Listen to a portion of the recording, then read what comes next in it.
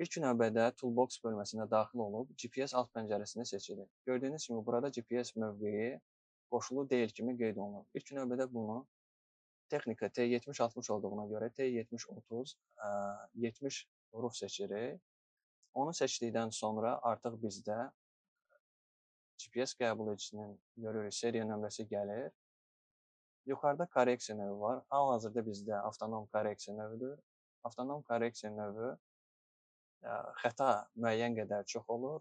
Növbəti videolarda ödənişli korreksiya növünün necə aktivləşdirilməli olduğunu və hansı parametrlərin seçilməli olduğunu sizə izah edəcəyəm.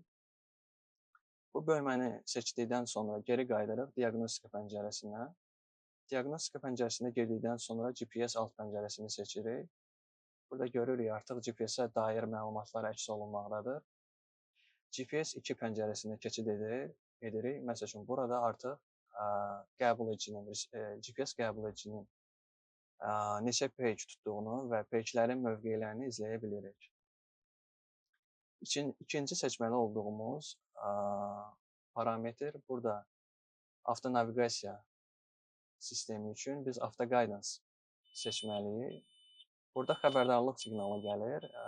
Qeyd edir ki, bu opsiyanı seçdikdə display, ekran sönüb yanacaq. OK düyməsini basırıq və gözləyirik.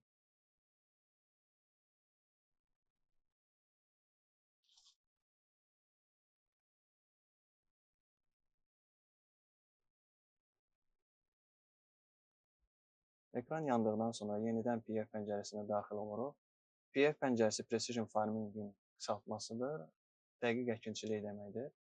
PF pəncərəsində AutoGuidance seçdikdən sonra aşağıda əlavə alt pəncərələr yaranır. Naves və Navp. Bu nav kontrolerin parametrləridir. Navesdə naviqasiya növü olaraq BLM IntelliSteer seçilməsi mütləqdir. Navp-də isə nav kontrolerin dəyərləri qeyd olunmuşdur. Bu dəyərlərin 100%-də qalmağı idealdır. Əgər texnikanın cərgəni tutmağı, yəni istiqamətləndirici xətti tutmağı aqressivlik dərəcəsi yuxarıdırsa, bu dəyərləri biz dəyişə bilərik. Aqressivlik dərəcəsini minimal olaraq 50%-ə, maksimal olaraq isə 150%-ə qaldıra bilirik. Naves və Navp pəncərələri aktivdir hal-hazırda.